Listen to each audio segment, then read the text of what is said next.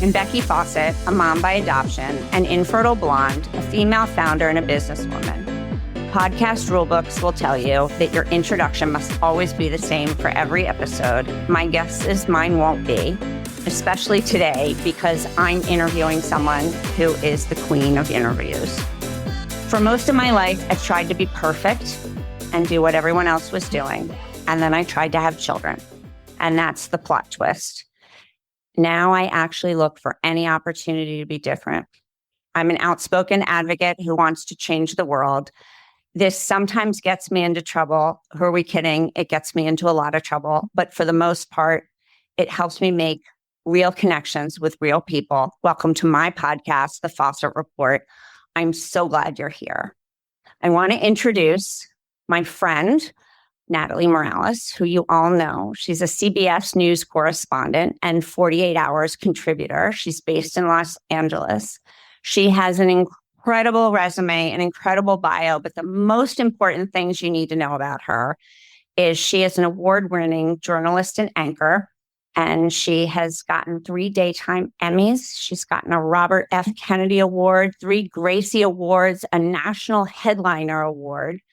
But the most important piece, in my opinion, that is not here in her bio is that she's a mom. Natalie, welcome to the Fawcett Report. Thank you, Becky. So good to see you again. It's been a while. I know. Way back to 2008, I think it was. When you were just starting out with your foundation in your kitchen.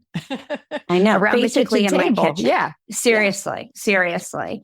For those of you who don't know, Natalie was our first national news story for helpusadopt.org. And she came to the apartment to interview me and Kip. And Kip just kept elbowing me and going, is Natalie Morales really sitting in our living room? I'm like, yeah, shut up.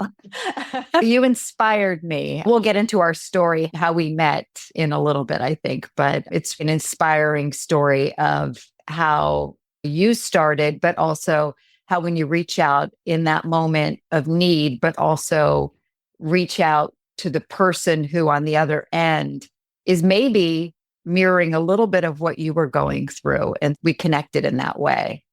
Yeah. And the authenticity of the outreach was what I was counting on. And that's what we'll get into that. Absolutely. Yes. But I want to talk about, and I know I always love knowing how really successful people got their start in where they are really successful, because you don't start at the top. We all know that. Oh, no. So tell us a little bit about how you got started in this broadcast journalism career. And did you always know you wanted to do it? I discovered that I wanted to do it. It was always in the back of my mind in high school. I always had a passion for storytelling. And because I grew up as an Air Force brat, having lived all over the world, to see the world at such a young age, it opened my eyes to all the things that were not being told or weren't in the headlines. I was made very aware of that at a young age. And as somebody who my teachers always said, you're such a good writer, you're such a good storyteller, it was something that was there. But I think, to be honest, I loved animals so much, I thought, oh, I'm going to go into veterinary medicine. But then I realized, ooh, that's a real tough calling. I didn't know that I could stick with not just the math and the science behind that, but it was more the heartbreak that goes along with that as well. So seeing cases that I wouldn't be able to help, I knew that would destroy me emotionally. Not that journalism doesn't do that too on many a day. That's what I was about to say to you. Yeah. I was going to say, listen, there are some stories out there that you've told over the years. Oh, yes. Newtown, the school shootings. I've told more school shootings than I care to recount. I mean, that as a mom, when you're talking about kids, your kids' age, as I was reporting at the Newtown, Connecticut school shooting, that was a crushing blow. And I went home and went to bed at 2:00 in the afternoon, and I didn't wake up till the next day. Yeah. But that said, my path was a little bit circuitous in the sense that when I got to college, I did study journalism. I graduated with a journalism degree and thought, okay, I'm going to go get my first job. But I was looking in the New York City market, and there was no job to be found that would pay me enough to be able to live in New York City. So I ended up being recruited by Chemical Bank at the time, which is now JP Morgan Chase, went into a financial program for 2 years, which I consider my master's in business, because they essentially put me through accredited college courses in business and finance. And so I essentially was paid to learn the business, but at the same time, get this opportunity to really explore financial markets. 2 years later, you have an opportunity to either stay with that job in the bank, move into another area of the bank, or go to graduate school or leave. And I chose at that point, I said, I've saved some money. It is my time to really go pursue what was my passion. And that was a career in journalism and storytelling. And I sent applications and resumes everywhere. And I got a job at Court TV. And Court TV, I was still working in the marketing aspect of television. I wasn't doing reporting in any sense of what I do now, but they allowed me to develop and produce like my own screen test and a video, which I could then send out to markets. And then a year and a half into that job, I was able to land my first job in television at News 12, The Bronx, which was just being launched. It was brand new. And it was one of those one-man band shops. You carried your camera, you lugged yourself around the Bronx, you shot your own stories.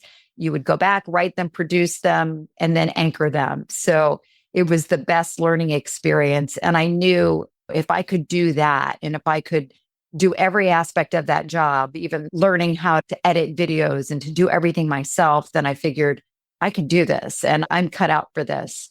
And my career started to really go gangbusters. I went from News 12, The Bronx to Hartford, Connecticut, which was Market 28 at the time, and from Hartford, Connecticut to MSNBC. And I just got lucky with being in the business at the right time. I think when they were looking for diversity in newsrooms, they were also looking for people like me who were hungry and willing to do whatever it took to do the job. Right. It's amazing. I love that you did every aspect of the job at the Bronx station, because I think that also sets you up for success in a career, because you understand when you get to a point that you have a support team, you understand how important their roles are, even though they might not have the titles, right? And you understand we've all done that really, job. Yeah, you understand how to work as a team and treat them the right way, because just because you don't have the big title doesn't mean your job is not so important that you're not going to be able to do your job without it. So we all started from the very basic. And if you work in a newsroom, you start from the bottom and you work your way up, whether it's working in the mail room, that's in a lot of jobs, to then finally being the person in front of the camera. Yeah, no, that's amazing. And the first time you were on the camera, on air, how was that? Did you walk out of that thinking, I did okay? Or did you do, I don't think that was my best work. What was so interesting is that I remember before I got my job in News 12, The Bronx, I had the opportunity to audition and do a screen test somewhere else. And I remember failing miserably. I couldn't do a stand-up, not really. I couldn't memorize what I wanted. I didn't really have like that confidence or presence. I was so scared. I just wanted that job so badly. I thought it was going to make or break me. Little did I know there would be more opportunities later. But I think having a little taste of failure early on gives you more hunger and passion. So I didn't get that job, but it's a good thing I didn't get that job, because it was more of an entertainment-based type job, and it was not the direction I wanted to go in at that time. Then the opportunity with News 12 came along. And by then I had figured out, I've got this, I've got the skills, I can do this. And I had put together this pretty good tape. I felt that showed that I could do it. And when I sent it out, they were like, we want you. And then even from News 12 to then going to Hartford, I had never done a live shot. And I remember that feeling of, oh my God, I haven't done a live shot. But just having the presence of mind to just talk like I normally would and explain the story. And I did okay. And it was fine. And I got better as I went along. And then going to MSNBC, the same thing. I remember my first day on air at MSNBC, and they were still testing me and trying me out. I wasn't hired yet. And it was during a peace deal, a ceasefire deal that was happening in a Middle East peace conflict. So here we are again. Here we go again. How these stories are so cyclical in nature. But I remember them handing me a stack of scripts. And right as I was going on the air, there was this ceasefire that was this deal that was apparently happening. And so they're like, you know what, Natalie, throw those scripts away. You're going to right now, you're going to just go back and forth, toss to Andrea Mitchell, toss to, okay, now we're going to speak with somebody within the Palestinian Authority. Okay, now we're going to speak to somebody as the Israeli spokesperson. And Oh my it was gosh. the craziest hour of television. I think till this day, I have nightmares about that because feeling like I was so in over my head, but yet it was sink or swim. And I swam. It wasn't the most beautiful butterfly. I was keeping my head above water. And at the end of it, I remember the guy who brought me in to test me out said, "Hey, you did a great job. Good job. That's First time." So feeling That's like, great. Okay, I think I can do this as long as I keep my wits about me and do my homework and research, which I don't believe in taking any shortcuts. I'm always the person who's doing the work. And I think that's what I always tell people, do the work. And if you're passionate and your work ethic shows through, you will succeed. It's funny. So now I'm in a position in my career where I hire people, right? Every time we hire a position at helpusadopt.org, I just leave the whole experience going, could someone please teach this new generation how to apply for a job and how this works? And number one, no one says thank you, which, oh my God. Yeah. And in a follow-up email, if they even bother to send it, it needs to be a thank you and then resell yourself, right, on why this job after the interview, what confirms it in your head. But the number one thing goes back to what you're saying is no one wants to do the work anymore. People don't understand that you got to come in at the ground floor.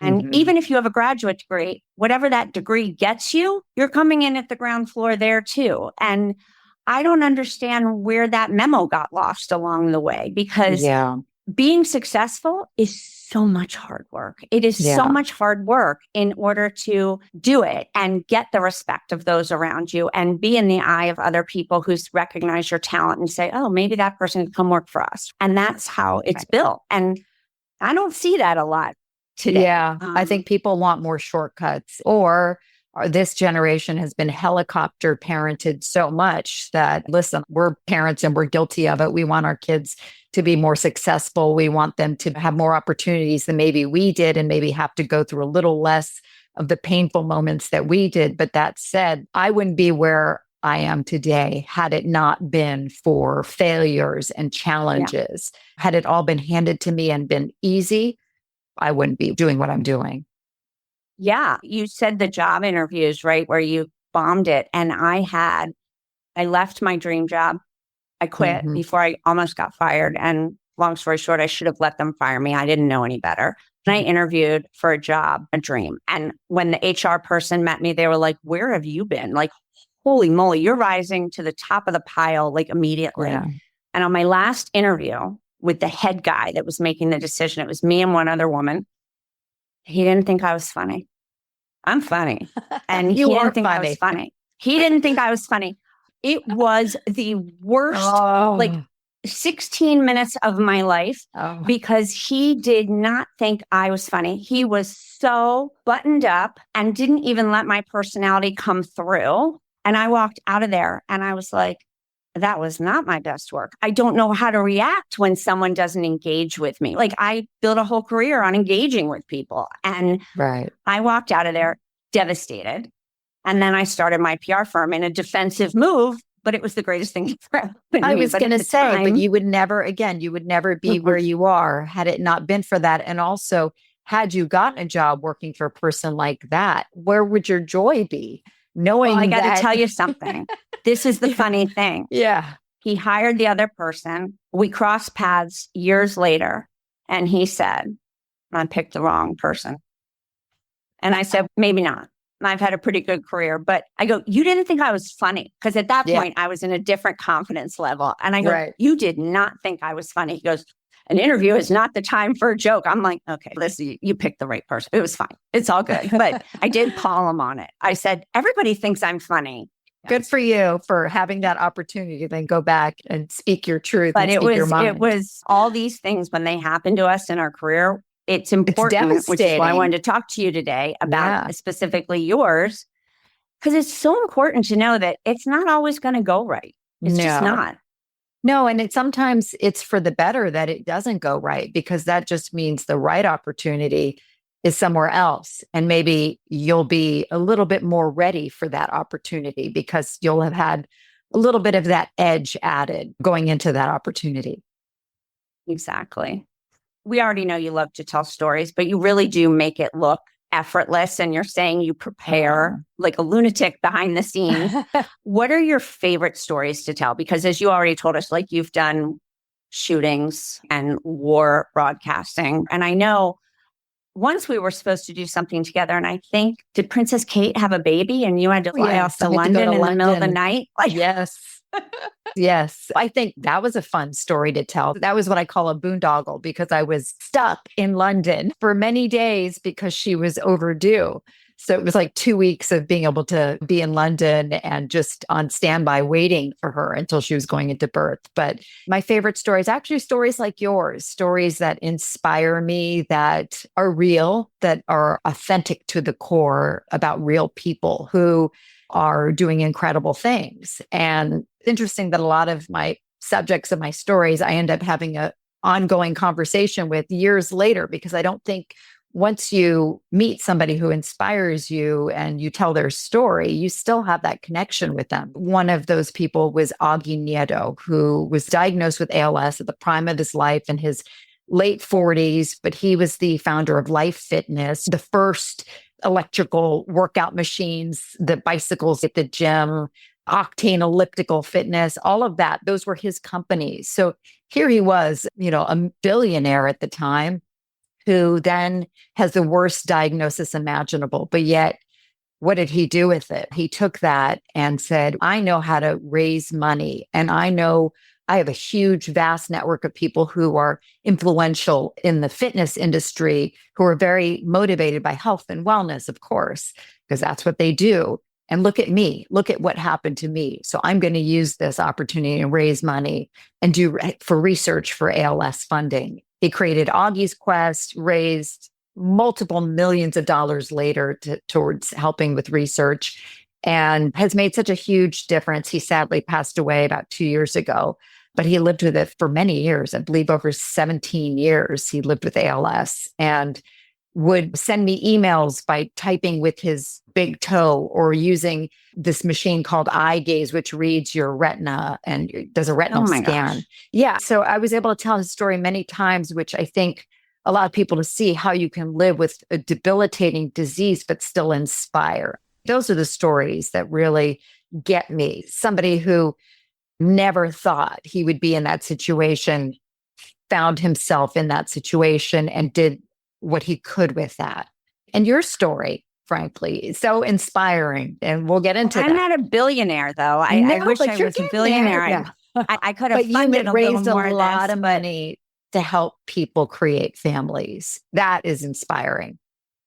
So should we tell the story of how we met? Because everybody always asks. First of all, I'm a publicist by trade. That's what I did when I owned my own firm, when I adopted my kids and struggled to have my kids and then started Help Us Adopt.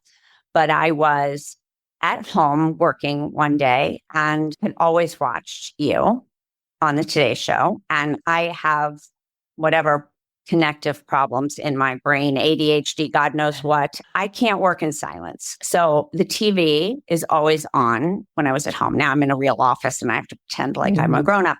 But when I worked at home, the TV was always on in the background. And I'm sitting at my desk working. It was into year 2 at Help Us Adopt, like barely out of the gate. I had 2 grant cycles maybe under my belt and watching TV. And there is Natalie Morales on air, basically 9.5 months. And your hands are on your belly in that protective mama positioning. Yeah. And you're talking about you're about to go out on maternity leave. And all of a sudden I'm looking at you. And I did make the assumption that you were close in my age. I had this instant brain thing. I go, maybe that wasn't an easily achieved pregnancy. Maybe. Yeah. And I sat down, and those listening, a publicist is never supposed to email the talent directly. You have to go through producers. The ideas get pitched in a pitch meeting, and then the story gets assigned to the talent. And I broke every rule because I figured at that point, I didn't care. I was launching this thing. I figured, let's see. And I emailed you directly and told you who I was, how I struggled, told you I was watching TV and saw you today. And if you ever want to tell this story, it's a pretty good story, even though I'm new into this. And wouldn't you believe it? Within like the hour, Natalie Morales emails me back. And I seriously fell out of my chair and think I stared at my screen. I'm like, holy crap, there she is. And you said something along the lines, I could probably dig up the email. I should have dug it up for today. I think you said, I am very interested in hearing more. Of course, there's no promises until we hear more, but I'm going to put my research producer in touch with you and let's see where this goes. And that's all I could have ever asked for. And then it happened. And you were sitting in my living room one day. Yeah, I think I was on maternity leave still. And we were like, let's do this. Yeah. I think, and what really got me about your story, of course, was hearing what you were doing and how you were breaking every rule. Again, when it comes to how you put families together, there were no rules. And that's what it was. With you, nothing defines a family. And that struck me. Yeah. And I loved that in your email to me. I was like, wow, first of all, I didn't know anything really about adoption, but my story, you're right, about conceiving. This was with my second child. Even with my first child, Josh, we had a hard time. With my second child, it was like 3 years of a struggle. We didn't know what was going on. And to this day, it was unexplained infertility. But I got lucky. 1 round of fertility treatments, and I actually got pregnant. That was very lucky. But I knew that, geez, look, I am somebody who, like, in the prime of my life, I was 36 at the time, never thought I would have trouble in my 30s. My mom didn't have any troubles conceiving. Right. So you think it's a genetic thing. I didn't know anything about infertility. And so having secondary infertility, I was like, what is that? And why am I having such trouble? Whether it was stress in my life, the job, the timing, everything, all of that is unexplained infertility. So I related to your story and the trouble that you went through as well to form your family. I got it. I think that's what connected us together, was that I really understood the challenges and how lucky I was at the time to have this newborn baby, and knowing that not everybody is so lucky, and it's a struggle and it's a journey, and everybody who wants to have a family should have that right to have a family. And you were doing that. It's one of those things where everyone wants to know my why, and it's unexplainable almost. It's obvious that my why was I built my family through adoption, and without my grandmother's help, I didn't have a grant. I had a grandmother. I wouldn't have been able to do this twice without something very badly financially happening to me. But it was not even really an option for me. It was a no fear, this has to be done instinct that I just had to make it possible. And I don't think I'll ever be able to explain it. It's just, that was my journey. And it made, for me, at least, everything unfold a little more understandable. I always tell people, everybody has their journey. One of them is not right or wrong. And it's just, let's empower people. And if you are struggling, let's make it not shameful. Let's make it not secretive. Let's take the financial stigma out of asking for help, and let's build families. Let's just do it. I love doing that. And I also do breaking the rules and making my own and saying the stigmas need to disappear, both with IVF, infertility, and adoption. Like, why is this? No one wants to talk about infertility, and it's so common. And so women common. And men are suffering in silence. And I'm like, this is ridiculous. It's really bad that we have not just said. I know. I remember I didn't tell my bosses what I was going through, because first I was afraid that they would not assign me or allow me to do the kinds of stories that I wanted to do. But also because I knew that once it got out, like that she's having this issue, I didn't want to be viewed any differently than anybody else. Right. And I worried about that, which is being perceived as failing at something. But I wasn't. It wasn't that I failed. It was just I hadn't had the right opportunity, you know? And these are all the normal things of the failure, of the being like everybody else. And I wake up every day and I'm like, how can I walk the different road? Because I was so afraid. It sounds weird because I tried IVF so hard to make that work, but I didn't really want to be pregnant. That was not my thing. My thing was I wanted to be normal like everybody else. I wanted to go down the same expected path of everybody else. So when that didn't work, I was like thrown out in the limelight before I was ready to be this different person walking a different path. And it scared the hell out of me. And no one knew what to deal with it. So that's now when I'm like, okay, how weird can I be? Like, weird is good. It's just very interesting that still today there are still these same issues, right? Yes. Embrace the differences. I tell my girls what makes you different makes you great, and you just have to hang your hat on that. And then the whole thing about women being pregnant at work is pretty bad. That's pretty bad, that you're treated differently and all those things. That's still a problem today, but men can't have babies.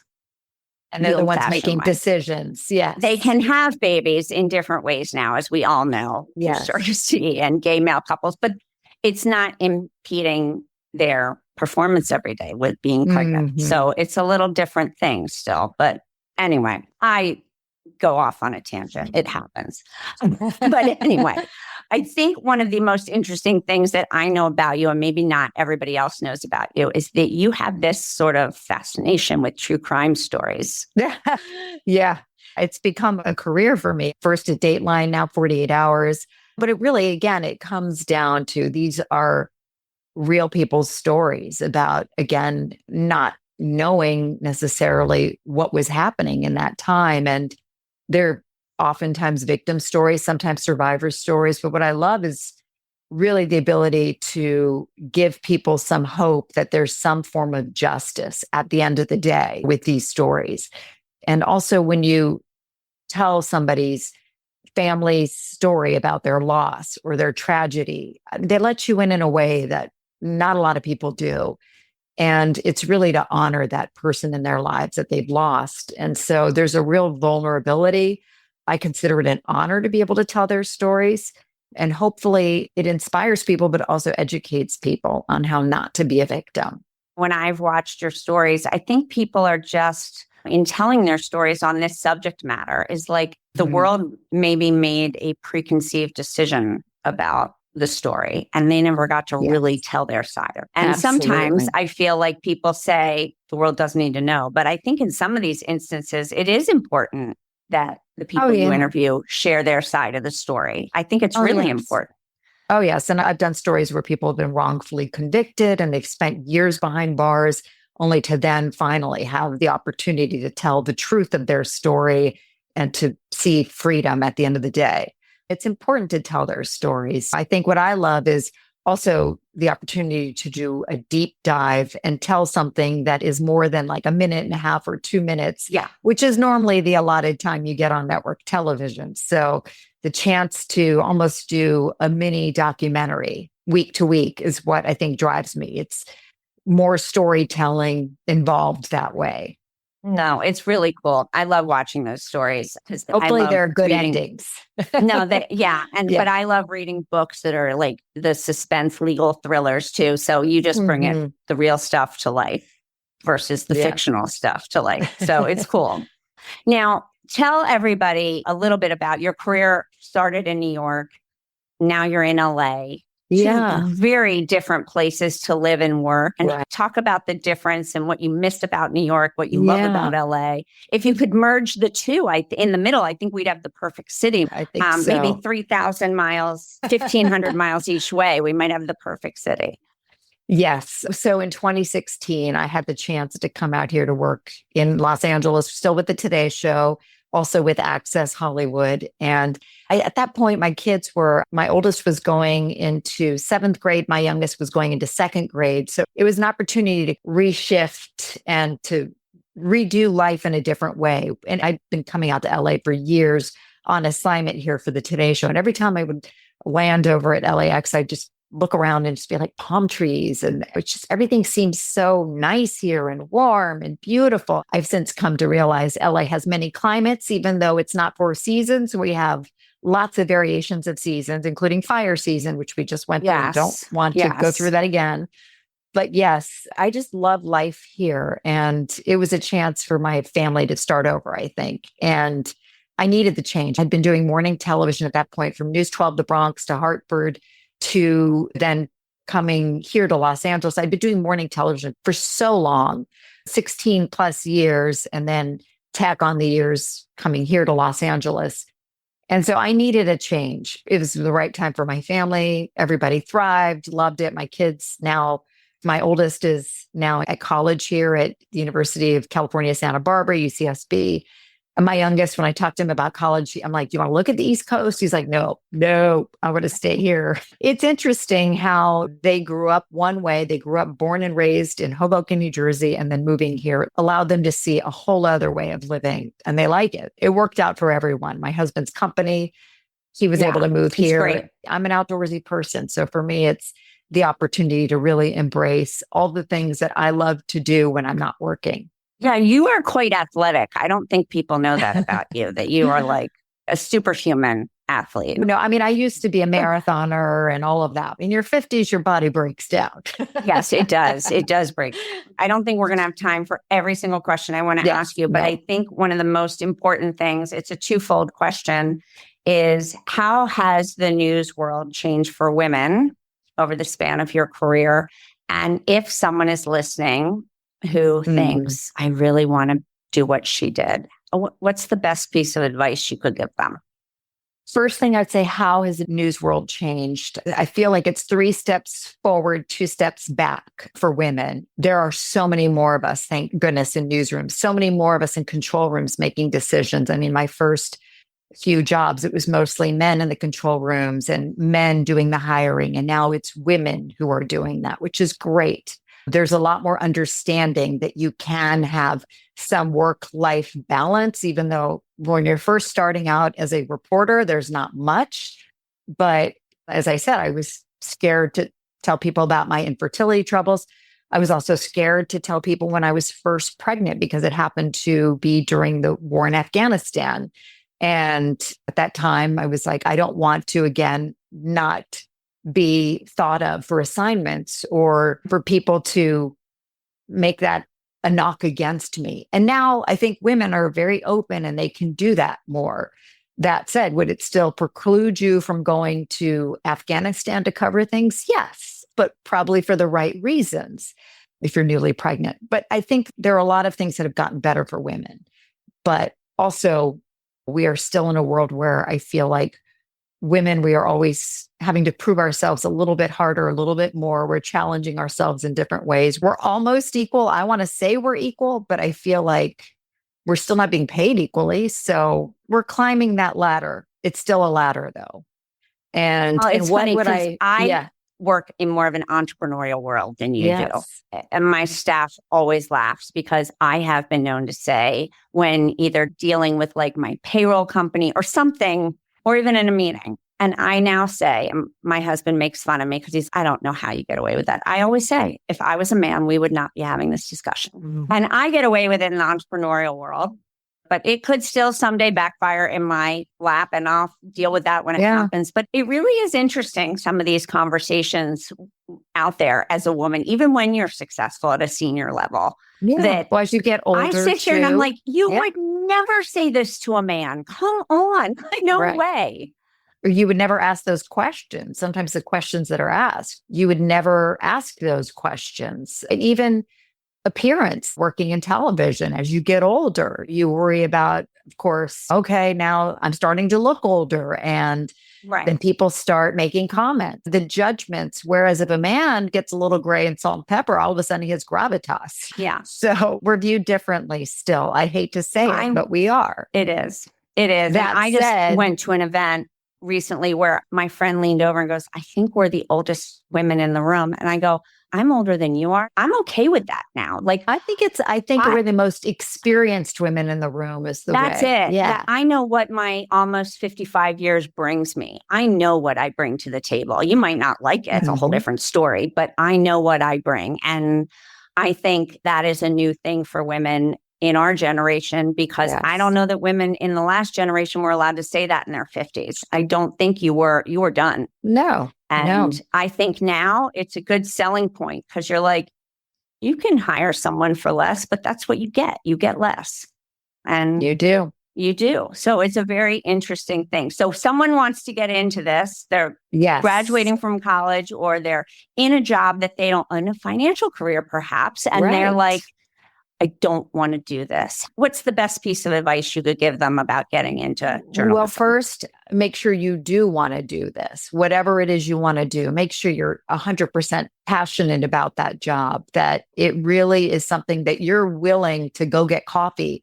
You're willing to go do whatever errand is necessary to then climb that opportunity ladder. That's how we all started out. We started out at the bottom and we moved on up. And so don't be afraid to throw yourself in any situation. Always say yes in the beginning. It's tough now because we live in a generation where kids want more working from home experiences, more opportunities. I say things have changed significantly in our industry. You can do these jobs a little bit more flexibly. That said, do what the job demands, and then some and more than that. And just make sure it's something you really want to do and that you're passionate about, because if you don't love it, you're going to find out pretty quickly it's not the job for you. And it's going to be a painful way of finding out. It's true. And I love what you said, because this is good for any career, any job. I don't care what your job is. Do what the job demands and more. That's it. That's it. You and earn always the right volunteer. to come back to work tomorrow, right? Like even me, I earn the right to come back to work tomorrow. That's it. That's what a job is. And always be willing, no matter where you end up. Listen, I was at the top of my game at the Today Show, but I was still always daily having to prove myself, because there's always somebody else who is there waiting in the wings that they're building, developing, that could someday replace you. It's one of those industries. It's cutthroat for a reason. You have to be willing to prove yourself every day on the job. That's a hard one. Can't rest on your there's laurels. someone waiting. Yeah. Yes. Yeah. All right. I have time for 2 quick questions, but they're not so quick. First one's longer than the second one. Best title ever. Motherhood, I'm guessing. Oh, yeah, absolutely. Yeah. It's all the decisions in my life are based on being a mom. What's best for my family, what's best for my kids. So yeah, motherhood. And there's nothing else that gives me greater joy than seeing when my children are successful in life or doing the things that they love and achieving success and honors. We all want what's best for our kids. And when they are getting there, and even when they have their failures, you hope they learn from it. And I think those are those moments in life that you're like, I remember what that was like. And you could tell your story. But yeah, being a mom, of course, number one. Yeah. And the whole juggling it all, it works. It works. Yeah. I mean, it's not perfect, but it works. Having a career and being a mom, it really does work. I will say, like, I was very lucky that I was able to build a family and have a career that was very demanding and stressful, but I had a great support system. And I didn't do it being the best mom necessarily. I didn't do it being the best journalist, but I got there because I was able to help and work with others very well. And also knowing that it takes a village to raise a child, and it doesn't always have to be on my shoulders. Yeah. And what a great example to set for your kids too. I tell my girls all the time when they do complain, like, you're not here, I go, let's sit down for a minute and talk about why I'm not here. Yeah. I want this. And for what you have someday. I done? Yeah. Yeah. And thank you for allowing me to do this and be a mom at the same time. It's exciting to do both. It's exciting to show them what's possible. Boys or girls. I think a working mom, I hate that term, but a working mom is important for both sons and daughters to see. Absolutely. Happy, successful working mom. And families contributing as equals. Yeah. My husband contributes in his way as much as I contribute in my way. So we both being partners in a family, a team. We're a team. Yeah. No, it's really important. And I think you've done it really well. Thank you. There's all ups and downs. There's always failures. Nothing's perfect, right? Nothing's perfect. I would say shine up my Mother of the Year trophy on this one. Yes. I'm going to earn it on this. And the kids just roll their eyes. All right. Last question for you. Anything we need to know? What's coming up? What's next? What's the one interview you haven't told that you wish you could? Anything, the dream list. Anything, the dream. No, I'm plugging away. I'm still working on my 48 hours and doing pieces for CBS Mornings. I'm happy where I am. Life has been good. I'm always more living in the moment than looking ahead because I know that can be really frustrating because we don't know what's going to come in the next week, Right. month, years. Especially in your business. Exactly. That's why living in the moment and just doing the best I can do day to day right now is the focus. And the nice thing, I've been able to be around a little bit more for my kids, especially, when my oldest was applying to colleges, I was here helping. My youngest is getting ready to go through that process too. I'm able to be a little more hands-on than I was in the past. So that's the great thing about having a little bit more flexibility in my job these days. No, that's great. It's such an important time. Everybody always says to me, I think I need to be around more when they're babies. And now older, wiser Becky will tell them, absolutely not. Absolutely not. Go back to work. Go back to work when they're babies. Work towards having a more flexible career when they're older because they need you in a different way that no one else can fill those shoes. Completely. Absolutely. Yeah, it's very interesting. We're told the complete opposite when we have children. It's exactly. I agree with you. It's teenage years that it is. Oh, yes. The important conversations. I'm so glad and I've been here. Yes, I've been with my oldest. He had some struggles that we went through. So thank goodness I was here and home more to be able to see that firsthand and to know, okay, I need to be around and I need to help him get through this. And now same with my youngest. We're going through similar things. So yeah, it's good to be around. It's good to be around. All right. So just in case someone is listening and says, wait a minute, I don't follow her. I need to know where she is. Where do people find you on social media? Instagram, it's Natalie Morales TV. Where they can find me on television is hopefully on a 48 hours episode that's constantly airing, or it's on YouTube. You can find a lot of 48 hours that I've done and CBS Mornings pieces as well. So I'm still here, still doing the work. Maybe not on a daily basis. You don't see me, but I'm working at it on a daily basis. Here's your 30 seconds with Becky Fawcett for today's interview. Trust your gut instinct. I knew that I shouldn't have been emailing Natalie Morales directly with that story pitch idea for Help Us Adopt. I knew it. I knew it's the wrong thing to do. But in the moment, based on everything else I knew, I trusted my gut. I figured the worst that could happen was she did not email me back. Then that's really the worst that could happen. She would probably forget that I ever even emailed her, and I could go on to pitch it in a normal route somewhere down the road. But I trusted my gut. I did it, and look what happened. So it's a rule I live by. Trust your gut. And sometimes your gut tells you not to do something, and that's just as important. 30 seconds with Becky Fawcett. Thank you for listening to the Fawcett Report. I'm so glad you were here today. And here's to seeing the world a little differently and possibly using your voice to make a difference. You can follow the Fawcett Report on Instagram and Facebook and YouTube. And you can message me on Instagram or Facebook. And I will actually respond as long as you're not mean. You can disagree with me. You can share your point of view, but you can't be mean because I don't do mean. And finally, if you're curious about my adoption advocacy and family building work through helpusadopt.org, you can find us there on Instagram and Facebook, as well as through the website, helpusadopt.org. See you next time.